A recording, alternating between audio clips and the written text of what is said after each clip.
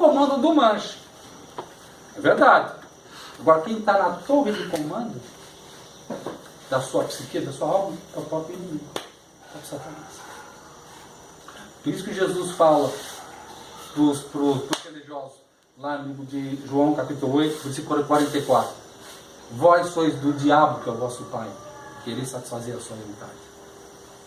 Jesus foi duro.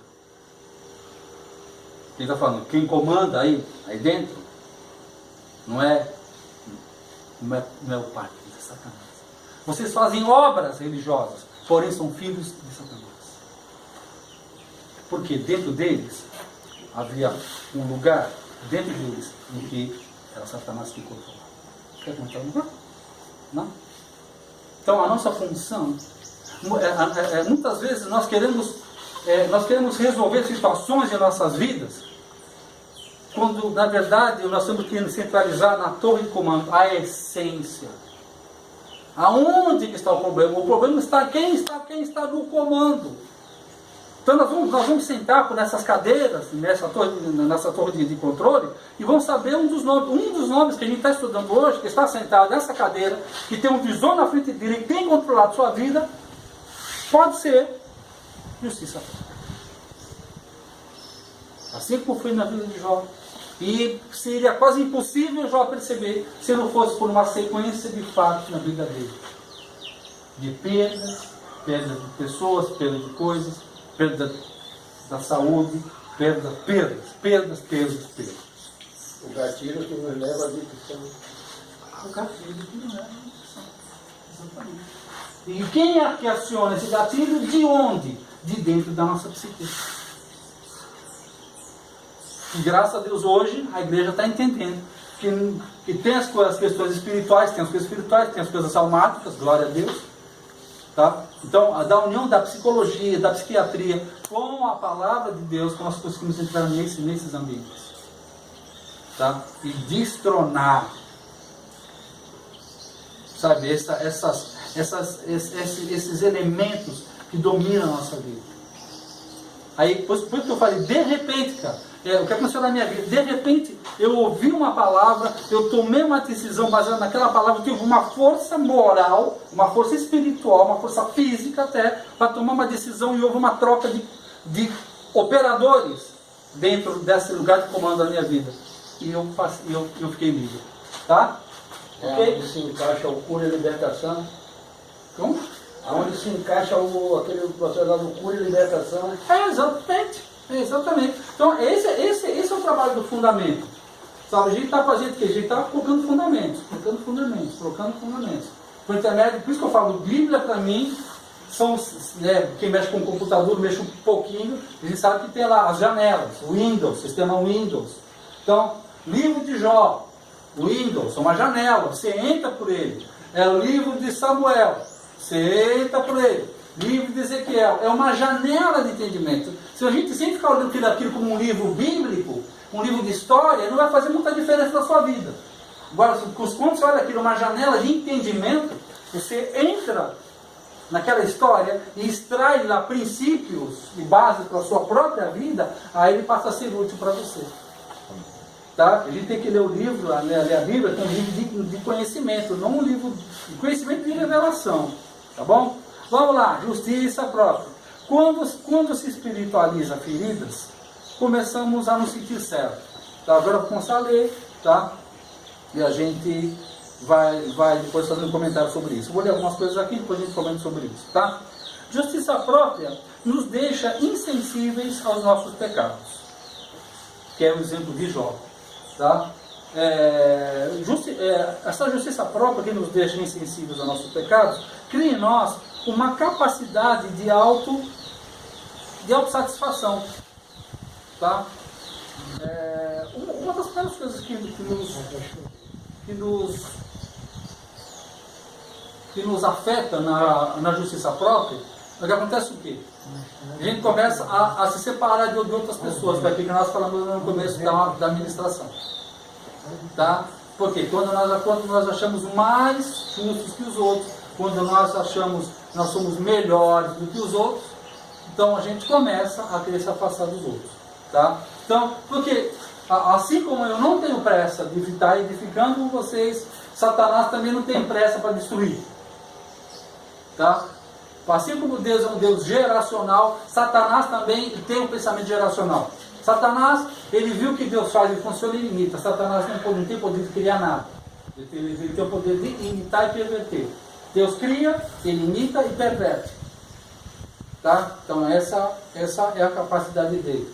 Então assim como Deus é o Deus de Abraão, de Isaac e Jacó, também Satanás pega o nosso avô, o nosso pai, pega nós e pega nossos filhos, e você vai ver características genéticas que eu carrego do meu avô, do meu pai, em mim, vejo o meu filho, também da mesma forma características genéticas espirituais. A gente pode ver, poderemos ver nossos avós, nossos pais em nós e em nossos filhos. Muitas vezes você vai ver que o teu filho está praticando aquilo que você praticava. É interessante que em alguns casos a gente vê filhos praticando coisas de pais que eles nem conhecem, né? Que nem teve relacionamento. Aí mais tarde, quando vai saber que encontra-se, né? Pai e filho, anos e anos depois, poxa, ele fazia tal coisa, ele nunca teve visto o pai, não fazia igualzinho ao pai. Ele não precisava nem estar junto. Seria a carga genética. Então, muitos dos nossos problemas, sempre que eu falei existe aquele mapa genético que é o DNA, para que faça aquela escadinha torcida assim, que hoje, né, o genoma, cadeia genética, é a mesma coisa no âmbito espiritual. Eu vou trazer isso para cá, uma palavra, uma definição para iniquidade, que é um ponto negro na genética. Por exemplo, o câncer. O câncer é um crescimento desordenado de uma célula, que provoca um câncer. Então, um crescimento desordenado de células. Em tumores, crescimento desordenado de células. Iniquidade em nossa vida. É um aspecto do nosso emocional, é um aspecto das questões espirituais e emocionais da nossa vida que traz em nós um distúrbio de caráter. Que muitas vezes você vai ver o teu pai tem o mesmo distúrbio de caráter. O teu pai e tua mãe, né? Tem o mesmo distúrbio de caráter. O teu avô tem o mesmo distúrbio de caráter. Por isso que fala lá no livro de Êxodo, né? Aqueles que praticam iniquidade, e eu visitarei o pecado dos pais nos filhos. Até Terceiro e quarto. Olha que interessante. Eu visitarei a iniquidade dos nos filhos. Mas quem fez a iniquidade não foi o pai? Por que ele vai visitar no filho? Às vezes eu herdei Por causa da herança. defeito de caráter do meu pai. Por causa da herança. Então, quando nós entendemos isso, nós que somos pais, ou temos a intenção de ser pais, nós entendemos isso, que o que eu faço vai determinar também prejuízos morais, espirituais e físicos para os nossos filhos. Então não é só na verdade, quando você está aqui, você não está só se curando. Você está curando os seus filhos. Sabia disso? Não, cuidado. Obrigado, meu irmão. Vocês estão curando. Vocês sabiam que em alguns casos de iniquidade, quando Deus leva vocês a fazer uma confissão de iniquidade, parentes, irmãos, tios, começam a receber curas?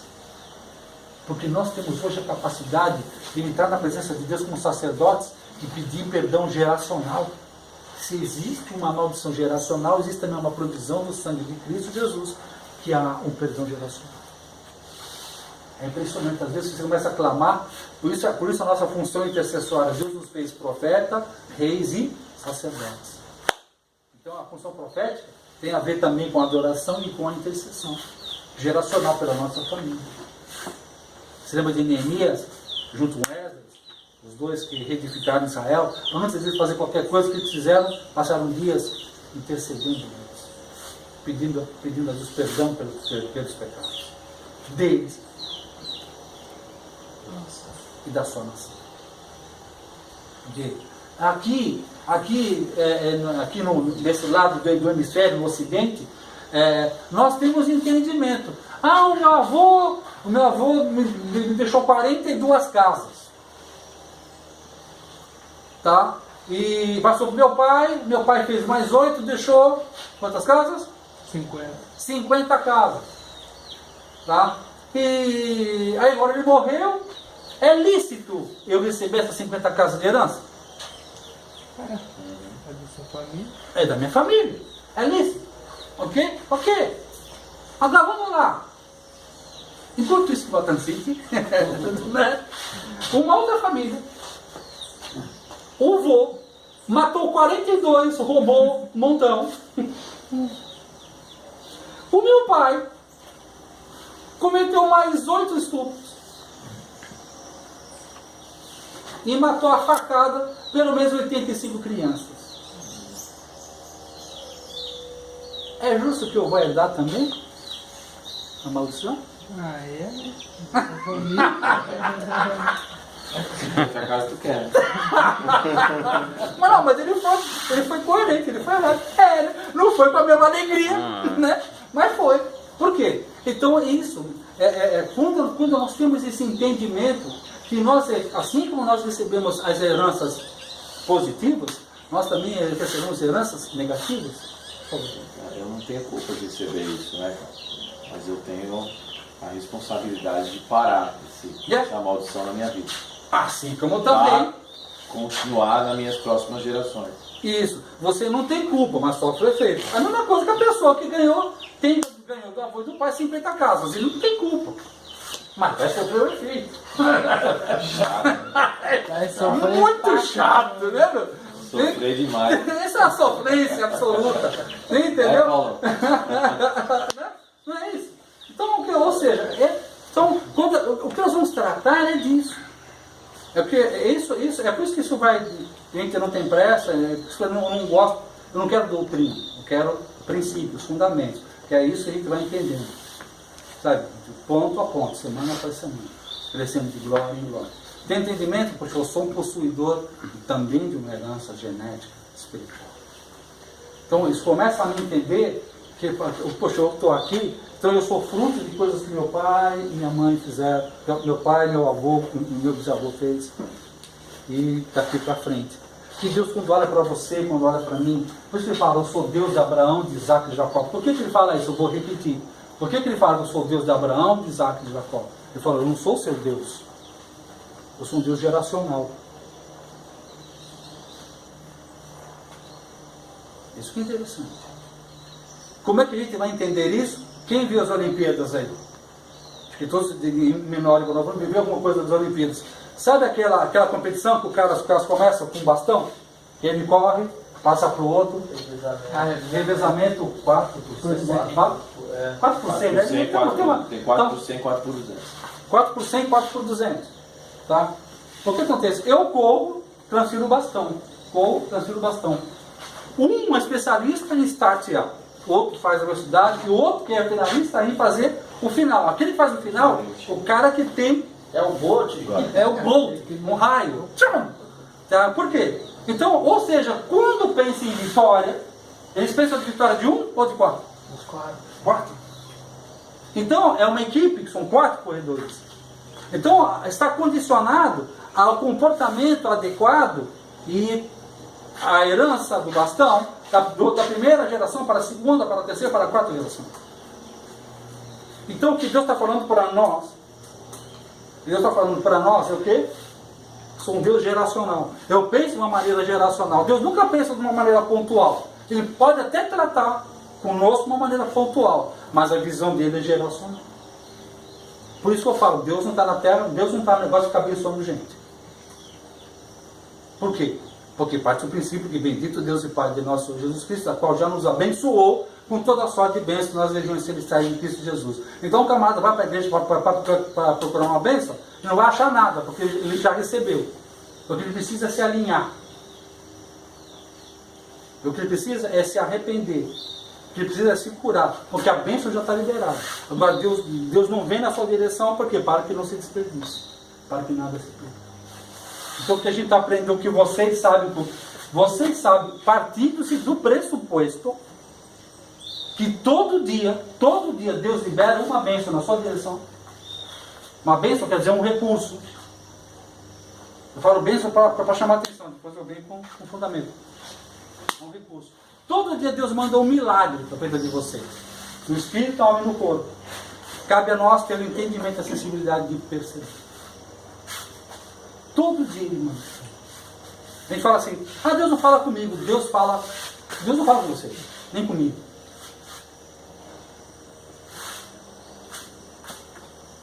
Deus ele fala com a terra. Paulo, João, Apocalipse, fala quando ouvia a voz do Senhor, era como a voz de muitas cataratas, como a voz de muitas águas. Deus nesse exato momento, Ele está falando à terra. Quem tiver ouvidos para ouvir, ouça. O que? Diz a igreja. Você é? A igreja. Então Ele está falando com você. É o problema que nós queremos ouvir o que nos interessa. E Ele quer falar o que você precisa. Então, como nós temos essa tendência, como nós temos. Alguém já ouviu falar, alguém já ouviu essa expressão, ouvido de mercador? O que é ouvido de mercador? Isso entre judeus e árabes, né? Então a gente está vendendo, vem cá relógio, tal. Aí uma mulher aqui, mas você sei lá que é a porcaria. Então, quando o relógio, ele ouviu, mas fez ouvido de mercador, ele ouviu, mas não entendeu. Ele não interessa ali. Isso é fazer o ouvido de mercador. Então muitas vezes nós fazemos isso com Deus. Deus está falando, mas como aquilo não nos interessa, então nós deletamos. E nós queremos que Ele ouça o que nós queremos. Então fica essa briga. E nessa briga geralmente quem perde somos nós. E quem prevalece, muitos são os planos dos homens, mas o que prevalece são os planos do Senhor. Então, é muito desgaste emocional meu, muito desgaste emocional seu, muitas coisas que vocês sofreram. Por quê? Porque vocês estão querendo enfiar na goela de Deus um plano, uma vontade sua. E é aquilo que eu estava falando com o Edson. Deus, o que Deus planejou, Ele sustenta, Ele banca, Ele administra e Ele protege. O que você criar, você vai ter que cuidar. Deus deu uma promessa para Abraão, você vai ter um filho. Começou a demorar muito no relógio de Abraão, porque ele vai lá e faz um filho na Agar. Fazem um filho com a escrava, Ismael. Aí 13 anos depois nasce Isaac. Aí Deus fala com Abraão, Abraão, traz o seu filho, o seu único filho. Ele não falou o segundo, falou o único. Ismael, você que fez, você vai ter que assinar esse B.O. agora. Porque o que eu tinha prometido para você é Isaac, não Ismael. Então, o que Deus quer cantar conosco para libertação. O que é libertação? É tirar de nós os Ismaéis da nossa vida. O que nós fizemos na força da nossa carne, sofremos, estamos sofrendo até hoje. Até hoje, os descendentes de Ismael são os árabes. E Isaac são os judeus. Pode ver que até hoje está aquela briga no Oriente Médio, uma briga Santo. Até hoje a briga de Ismael com Isaac. Por quê? Uma foi obra da carne, o outro foi obra do Espírito. É isso que tem a ver conosco com libertação. O processo que a gente está aqui é descobrir aquilo que está em nós, nossos pais, nossos avós. Tá? Descobrir em nós onde está. Essa administração aqui não é para falar dos outros. Esse tempo que a gente está passando aqui é um tempo de terapia de grupo. Vamos dizer assim. Só que baseado na palavra de Deus. Que não é uma aula de teologia. Essa aula de teologia eu estava fazendo no começo, até entender que na minha concepção, no meu equipamento, eu vou deixar que outros deem teologia para vocês. Eu vou correr para essa linha da libertação. Então, é um outro ambiente. Talvez seja até mais pesado, até seja um pouquinho mais assim, porque a gente está mexendo com estrutura de alma. A gente está mexendo aonde está o problema. Com teologia, a gente fica falando lá. Quantas varas, não sei o que lá. Agora aqui não, porque a gente está falando de nós mesmos. gente está falando do nosso pecado, a gente está falando das nossas iniquidades. A gente está falando daquelas coisas que a gente não consegue parar de praticar, e que está destruindo nossas vidas.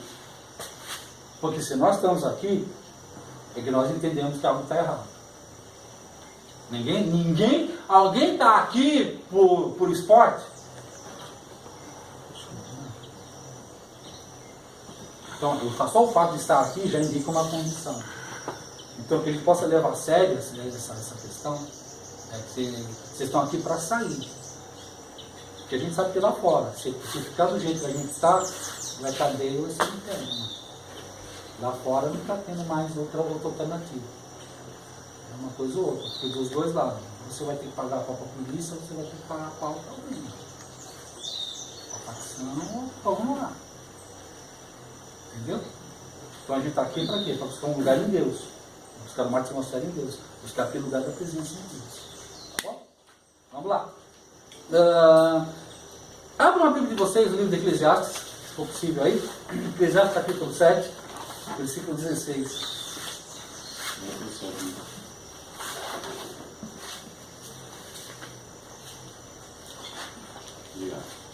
Por favor, sim.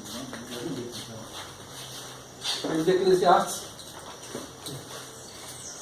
capítulo 7.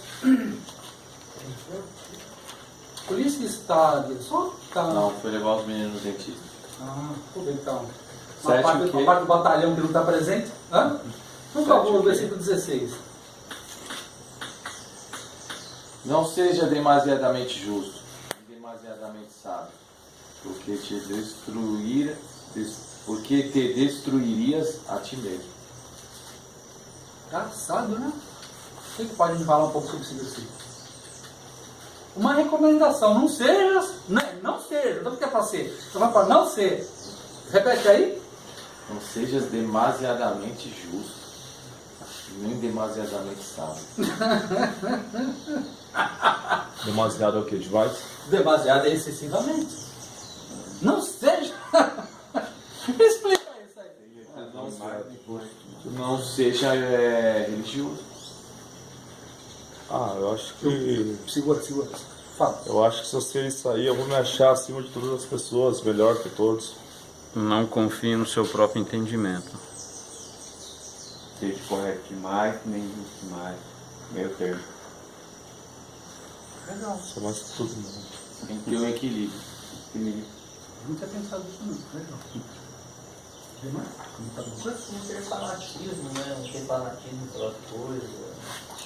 A pegada do equilíbrio, né? Gostei muito, Felipe. Gostei muito dessa sua posição aí. Achei muito interessante. Deus nos chama uma vida de equilíbrio.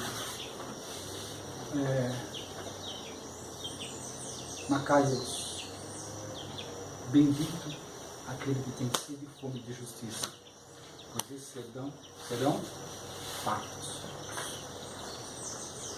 Macaios, bendito os humildes, pois esses herdarão a terra. Então não existe coisa pior no mundo, é quando você se acha. Eu ensino já há algumas décadas. Uma coisa que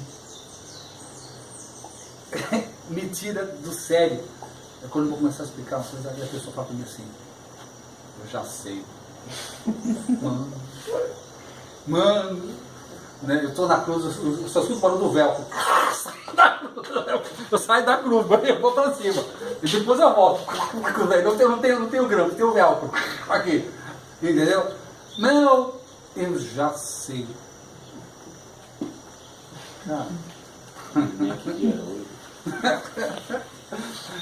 Eu olho esse pai para as pessoas.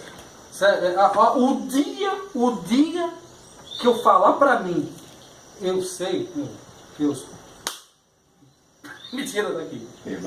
Me tira daqui. Ou me arrebata ou me arrebenta.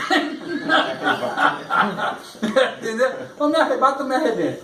Tá? Porque você tem que ter um senso. Você vê, ó, ele fez uma colocação poderosa, ele fez uma colocação precisa. Tá? Agora você me trouxe um nível de entendimento que você me fez olhar por um outro ângulo totalmente diferente.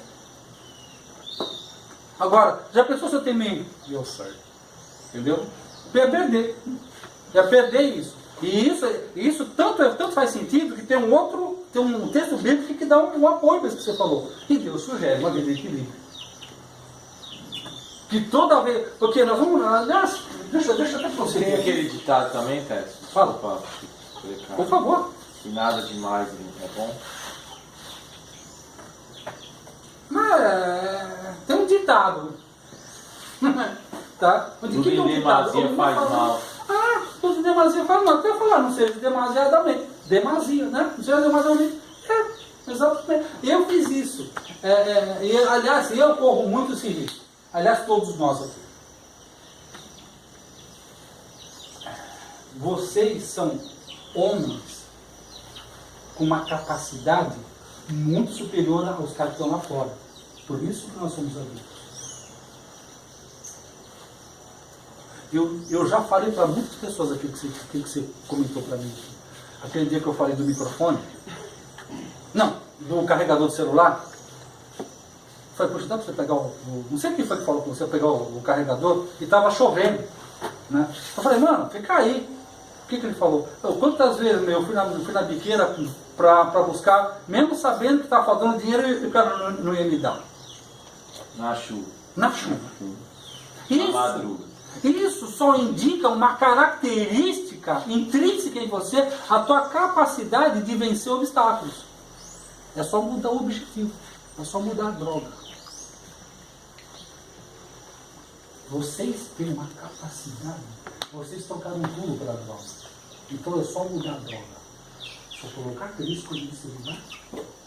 Vocês são apóstolos, profetas, pastores, evangelistas e mestres, homens de Deus poderosos, dispostos a perder a própria vida. Porque se vocês perderam a vida, se nós perdemos a vida por substâncias, por aquilo que é passageiro e efêmero, quem dirá por aquilo que é eterno? Só bastaria um câmbio da sua mente.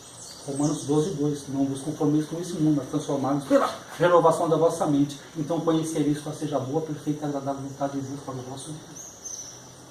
Meu Deus, aleluia. Então vocês são poderosos. Você sabe que a maioria dos homens lá fora são preguiçosos. Vocês vararam à noite, nós varamos à noite a madrugada atrás de substâncias. Satanás pegou essa característica e enganou vocês, colocando para buscar algo errado. Mas a hora que vocês fazem uma metanoia, começar a buscar o que é certo, ninguém segura mais vocês.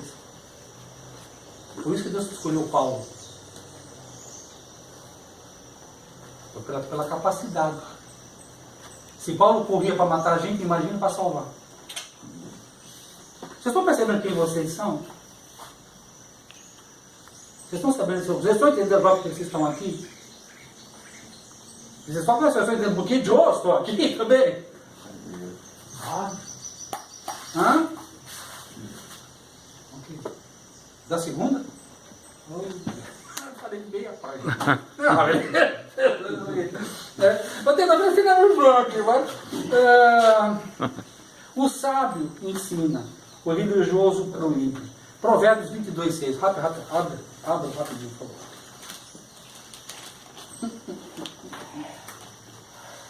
Meu Deus, como colocar o fundamento. Instrui o menino no caminho que deve andar até... Qualquer? Provérbios 22:6. Instrui o menino no caminho que deve andar, e até quando envelhecer não se desviará dele. Instrua o teu filho no caminho que Deve andar. não é isso que está escrito. Que não Isso. deve andar. Em que ele deve andar. Que ele deve andar, não tu, pai. O que é isso? Ei, chega aí. Ele está aqui na caminhada. Faz uma caminhada. Ele está. Peraí, mas não tão rápido. Peraí. Ele vai aqui, vai devagarinho, olha. Tá? Eu vou aqui na caminhada com ele. Eu passo uma instrução para ele no ritmo que deve andar. Não obrigo ele a nada, só faço a transferência de informação. Ele sabe. Isso que é a palavra. É fazer o quê? Você, impartição, depósitos. Não é proibir, não é coibir. É influenciar. Instruir. É transferir, instruir. No caminho que ele deve andar. Aí o que ele vai fazer com isso é problema dele. É o tal do filho pródigo. Essa é a função nossa. Ok? Você vai falar alguma coisa, senhor? Não? Tá bom. Entenderam aqui? Sobre isso, o sábio, ele ensina. O religioso, ele proíbe. Acabamos ferindo filhos e parentes com isso. Quando nós queremos... uma das consequências da justiça própria é que quando nós nos tornamos disciplinadores, implacáveis. Eu fiz muito isso. Eu apontei o dedo para muita gente falando coisas que eu mesmo praticava e estava escondido. Identifico.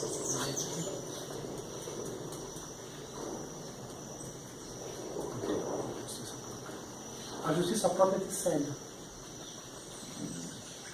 Impressionante. É interessante, você começa a falar com pessoa que você sabe que o cara está em pecado. Você sabe que a pessoa está ali. Você começa a conversar com ela, como é que ela vai falar com você? Ela vem com um papo de religiosidade. Começa a falar evangeliquez comigo. Entendeu? Não, para com isso, velho. Para com isso. Por quê? Justiça própria. Quanto tempo eu tenho mais aqui? Se achar necessário. Lá acabou. Falta um minuto. Não, tudo bem. Vamos lá. Provérbios 30, 19.